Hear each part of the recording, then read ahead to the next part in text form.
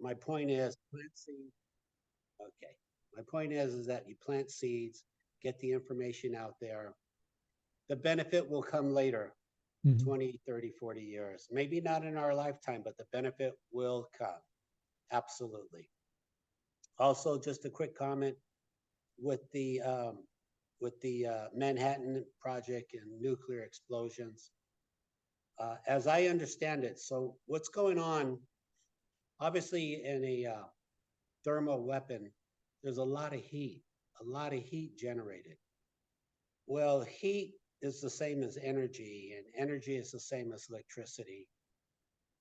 And the point is, you need a lot of electricity to go from dimension to dimension, at least in the physical world. In the spirit world, if you go out of your body, you can go to other dimensions. I've done that. I did that. But the point is, yeah, nuclear bombs can open a window, a temporary window, because they generate hundreds of millions of volts. So they're going to open a window for a little while, and they're going to contaminate the other dimension next to us. And they don't like that. Nobody would like that, and vice versa. Vice versa. Other dimensions, if they're experimenting with nuclear weapons, we're going to get some of the residual, some of the negative energy from that. But it really is about electricity and how you can manipulate high voltage. The Philadelphia experiment was the same thing. It was all about hundreds of millions of volts. That's what it comes down to. People say, oh, you need a special alloy, some type of a rare material, an element. It really comes down to electricity. If humans want to play this in the same arena as extraterrestrials, we have to show up with batteries, with capacitors that can carry 1 billion, 2 billion, 3 billion volts. That's how they play. And if we don't have that, we don't get invited in. Yeah, I actually want to learn more about Glenn, like what else he told you about any other aspects of life or information, or even something about his thoughts on how we should live the right life and how we should like help each other and things like that. I just want to learn more, as much information as you can remember about him. Yeah, well, he did do that. He used his gift to generate money for charity for children. There's right here in Marina del Rey, there is a children's center that he paid off in like 1974 out of charity. He did a charity event with some other famous people. Glenn is very famous, let's say in the magic world. Very famous. He's like the godfather of magic. But he never called it magic. He's a very honest person, so he wouldn't say it's magic. He would just show people what he could do. I can tell you, he did say on the radio show, I have it on recorded. He did say, what I do, no man can do. And he did say, no man can predict the future, but Glenn could. So the question is, well, Glenn, who are you? If no man can predict the future, then who are you? I mean, according to the other book that I read, that future is kind of like a possibility. So even the ETs can only predict like 100 years from now, but not farther than 100 years. So it's kind of like the closer we get into the future, the more like it's more probable that something will happen, and they can see some kind of probabilities, but they cannot be sure of which path we decide to take. So our consciousness, our decisions will change and may change the future. Correct. Yeah, we really do have the free will to create the future we want with our thoughts. We can do that. Oh, Glenn did mention around 2037 that we would be telepathic. And I think what he is referring to is that we're going to have an app on our smartphone that's going to allow us to be telepathic. Now, I don't think that's a good thing, but it's going to be available around 2037. Did he ever foretell a person's physical illness? Could he foretell what? A person's physical illness or diseases, like the person has some physical problems and or diseases. Oh, like medical situation? Medical diagnosis. Well, yeah, I mean, very easily. See, what Glenn could do is he could only do this with his eyes closed. He can only access the Akasha records with his eyes closed. He could not do it with his eyes open. So, yeah, if you say, Glenn, hey, I have a stomach ache. If you give him your car keys or give him something connected to you, he could read into your future very easily, accurately, very accurately. And knowing Glenn, he would not admit it, but I think he could heal people also. But he never tried it. I never tested him, but I do remember being sick one time. I had actually a stomach ache, a bad one, heartburn. And I just said, I got to go to bed. This is really a big problem. And while I was sleeping, Glenn called me and left a message on my machine and said, hey, Robert, I heard you didn't feel well. I hope you feel better. And in the morning when I woke up, I was cured. It was gone. It never came back. Yeah, I think he could easily do that. Again, Glenn was just really next level. I'll share a lot of the radio interviews that he has. But to also give you another clue, because we all should be interested on who Glenn Falkenstein was. Otherwise, I wouldn't be bringing him up, because I realize it's like, let's see, I could talk about UFOs or I could talk about Glenn. Glenn is far more important than UFOs, far more. I mean, if time travelers and UFOs are coming to see him, then who is Glenn? This is very suspicious. But on his radio show one time, just to give you a clue, this lady called and said, Glenn, I have a problem. She goes, my sister's gone. She's missing. He goes, oh, your sister's missing? Yeah. Your sister's with her aunt in San Francisco. Call your aunt in San Francisco. You'll find her there. And 1 week later, she called the radio station and said, Glenn, you were right. I found my sister in San Francisco. Who can do that? Yeah. It's another one was this gentleman called. He was in Long Beach, California. He called from a telephone booth in 1974. He goes, Glenn, I don't believe anything you say. I don't believe, if you're real, tell me, Glenn, where I am right now. Tell me what I'm doing. Tell me where I am right now. He goes, oh, okay, tell you what's going on. He goes, are you calling me from a phone booth in Long Beach? Did you spend the day with your family in Disneyland? Click. He hung up. Yeah. Who can do that? Just, Glenn, who were you? What is going on here?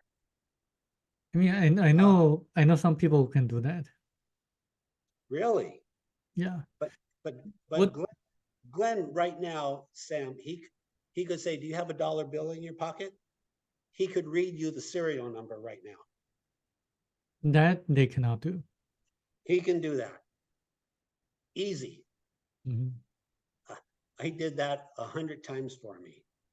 Easy for him. This is really, we're not.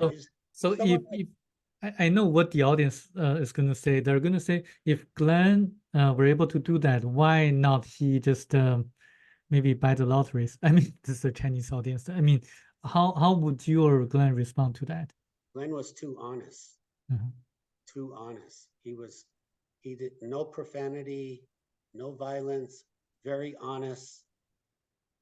He used his gift for good, for children, to help autistic children. I can tell you this, let me see, it was on a radio show. It was, during the radio show, somebody did ask him, they did say, Glenn, who's going to win the Super Bowl? This was 1970.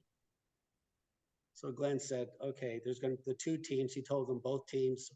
He told them the score, and he told them the attendance at the arena. Well, he was right, 100% right. The next day, the government came to his door. They rang his doorbell. And they said, Glenn, please never predict the future again. Please just don't do that. It's a problem because people know who you are now. And if you say the wrong thing, you can change the stock market. You can create a panic. Please don't predict the future anymore. He goes, okay, I won't predict the future anymore. But what he was really saying is, I will not predict the future anymore in America. Because that's what they were asking.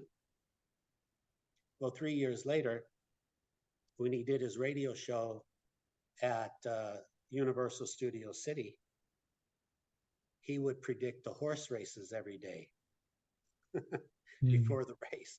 He would just write it down. He'd give it to the security guard and say, here, keep this.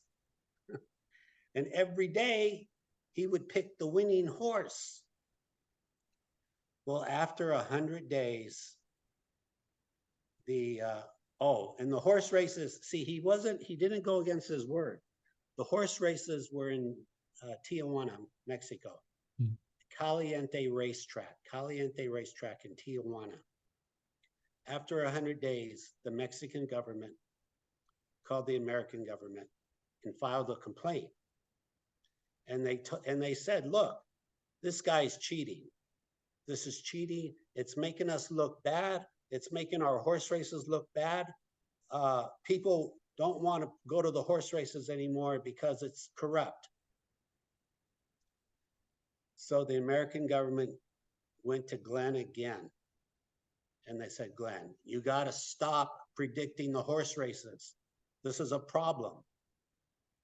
So Glenn compromised. He said, okay, I will not predict the horse races on the radio, but I will still tell my audience who the horse will be, the winning horse will be. And so what kind of diet did he have? What kind of food did he eat? Was he a vegetarian or just normal? Oh, right. Okay, that's a good question. Just any food. He loved to eat. He loved food. He loved to eat. So it was really any kind of food. That's a great question. I'm glad you brought it up. But pasta, steak, really just any type of food was fine. He didn't have any restrictions. No. What about some of the spiritual practices like meditation? Did he meditate a lot, or did he just play sports? Or No, it was free. For him, it was free. He didn't have to meditate. He did have to close his eyes. So he would blindfold his eyes. In fact, I have the mask. He would put a mask on. He gave it to me. But you could see him on YouTube. You could see Glenn on YouTube. I didn't know. I did. Glenn, again, if you ask anyone in the magic world, probably in the whole world, Glenn Falkenstein is very famous. I see. He was in the Air Force, 1948 to 52. He was in the Iceland Air Force. He would decode spy messages. So he would get a message, say 3 o'clock in the morning, they would write it down. They would just go 3 p.m. and they would give it Glenn. They say, Glenn, 3 p.m. Yeah. What is this? And Glenn could read the whole message. Yes. He could tell who sent it, where's it going. He caught a lot of spies, in America. It all goes unnoticed. He even, it was around that time, 1950, the CIA was very interested in Glenn, obviously. And they asked Glenn a lot of questions. One question was, and this is very esoteric, nobody even knows this. The guy who assassinated President Lincoln, John Booth. Okay, John Booth had a diary with all his friends. And the government was looking for the diary in 1865. They could not find it. So even 100 years later, 1950, the government was still looking for the diary. Say, who has this diary? So they asked Glenn, John Booth had a diary. Where is it? And Glenn said, well, it's located in a substation, in an underground station in New York. It was built like 1830, and then it was thrown away. And John Booth put his diary in this substation underground. And then in 1970, it was rediscovered. Yeah. Maybe you know this. I heard about that from your other interviews. Oh, okay. So they went to the substation. Now they said they found the underground train station. It's amazing. In 1830, what they built. And they said, well, no, we didn't find the diary. It's not there. But they found the diary. Yeah. Did he have any children or any legacy, like books written by him? No books. He had a daughter and a son. The daughter is still alive. I've been meaning to reach out to, I'll tell you a story about her daughter. Okay, so about 6 years ago, because Glenn passed away 2010. Well, 6 years ago, in a dream, a premonition, Glenn says, Robert, I'm worried about my daughter. I said, no problem. I know what you mean, Glenn, no problem. I know what you want. I will talk to her. So I called the daughter. I said, hey, I got a message from your dad. And she goes, well, you know, I never believed in my dad's gift. My dad was not psychic. I don't believe in that. I said, that's okay, no problem. He's very concerned. I said, are you going on vacation, or are you going to have an operation soon? Something where something can go wrong. Like if you're going on vacation, don't go on vacation. Or if you're going to have an operation, don't do the operation. She goes, yeah, I'm going to have an operation. I said, oh my God.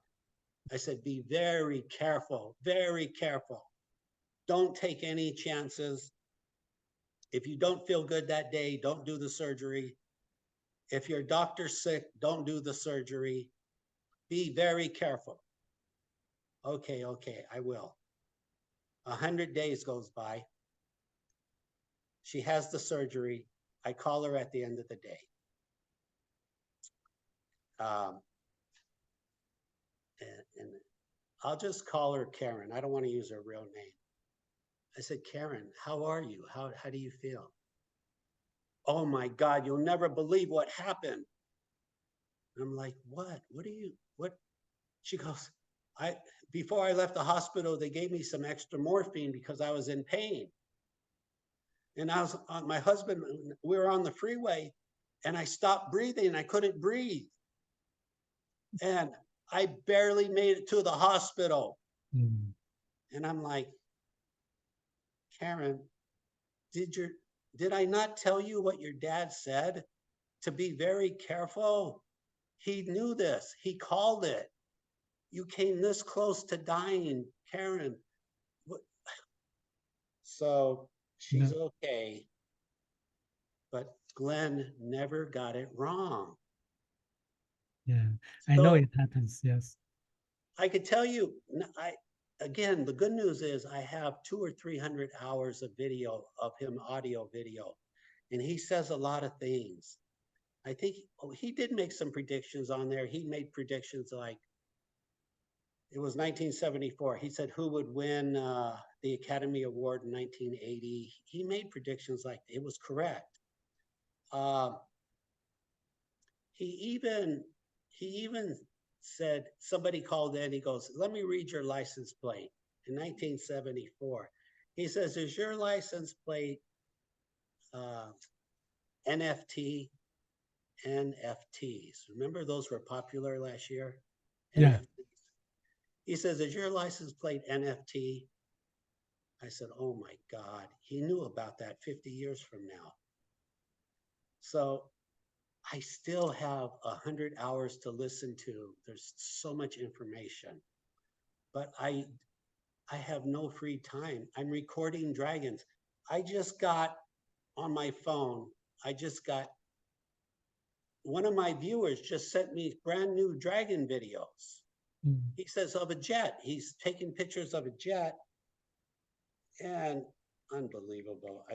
And I'm looking at the pictures now. He takes a picture of a jet. Here, don't laugh. Here, I'm going to show you. I have a flip phone. I'm not a computer guy. So I have a flip phone. There's a jet in the left, and there's two jets. Let me show you where the dragon is. He took a picture of two jets, and okay. Here, you're going to laugh at this, but there's a jet on the bottom, and there's a dragon. Well, you're not going to see it. No, I cannot. I'll send it to you later. Okay, great. I'll send it to you. But my point is, this is what every day people are sending me dragon pictures. They're taking pictures of airliners, helicopters, jet planes. They're saying, Robert, I got new dragon video. Samuel, something's going on. It's right in front of us. It's right in front of us. In fact, this is all I do.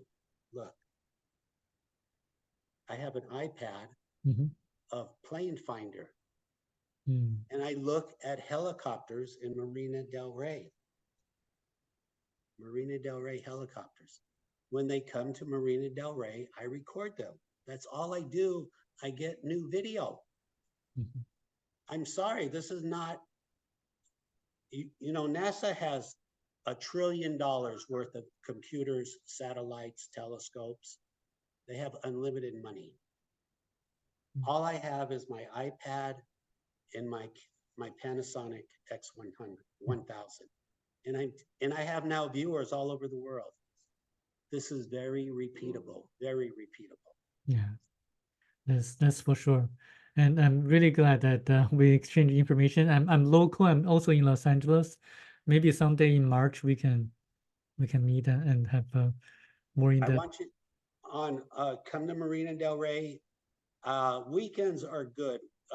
3-day weekends are the best, especially when the weather is hot, because there's a lot of people at the beach, and there's a lot of helicopters, and a lot of helicopters is a lot of dragons. So I will invite you to my house, and you bring your camera, you can record this. Yeah, and I'll do more research on Glenn, and I just found out that he did have a lot of interviews and video shows, and I'll try to listen. And meanwhile, I'll ask for the link that you have, maybe I'll listen to that. I do have, yes. Real quick, let me tell you this. Oh my gosh, this is, expect very supernatural. Okay, so Glenn was in the Air Force 1948 to 52. When he left Iceland in the Air Force, 1952, he flew back to Andrews Air Force Base in Washington, D.C. Washington, D.C. Yeah. Okay. That was July of 1952. In July of 1952, Washington, D.C. was invaded with UFOs for 3 weeks. It was invaded. They didn't know what to do. The UFOs were over the White House. The fighter jets were going up. So at the same time, at Mount Palomar Observatory in San Diego, their telescope were taking pictures of UFOs in outer space. Nobody knows this. At the same time, there's a reason I'm telling you this. So UFOs in over Washington, D.C., UFOs at the same time in Mount Palomar in San Diego. Okay. 25 years later, 1974, Glenn does an experiment on time travel. And I have the audio. I'll give it to you. He goes, let's do an experiment on time travel. Or he said, let's do an experiment on the fourth dimension. And I'm thinking, oh my God, an experiment on the fourth dimension. That's an experiment on time. And Glenn goes, the experiment on the fourth dimension is sound. It's not time. We all got it wrong. Glenn said the fourth dimension is sound. So he plays this record, Time in a Bottle by Jim Croce. He just plays the music only, Time in a Bottle, for 3 minutes. And then people are calling in, Glenn, oh my God, my car keys are bent. My silverware is bent. My purse was levitating. But the most impressive phone call was the security guard at Mount Palomar in San Diego, 1974. He goes, Glenn, I was listening to the radio show just now.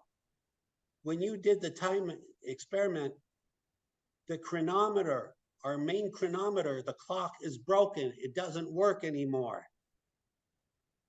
He goes, oh no, I hope I don't have to pay for that.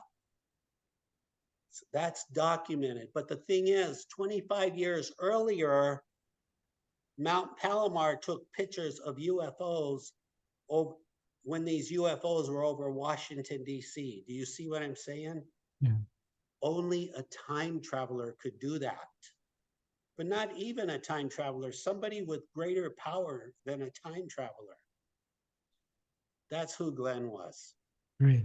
And I'll do more research on that. And meanwhile, if you maybe we can reschedule for another date and we can reconvene and meet each other.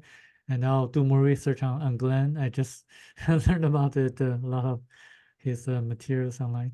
And I will send you all the links I have, and I will make more links, and I'll send you too much information, but you decide what to do with it. Great. Thank you so much. Very good. And thank you. Thank you very much. I hope your listeners, all your listeners enjoyed the show. Yes, they will, definitely, for sure. Thank you. Okay. God bless. Good night. Good night.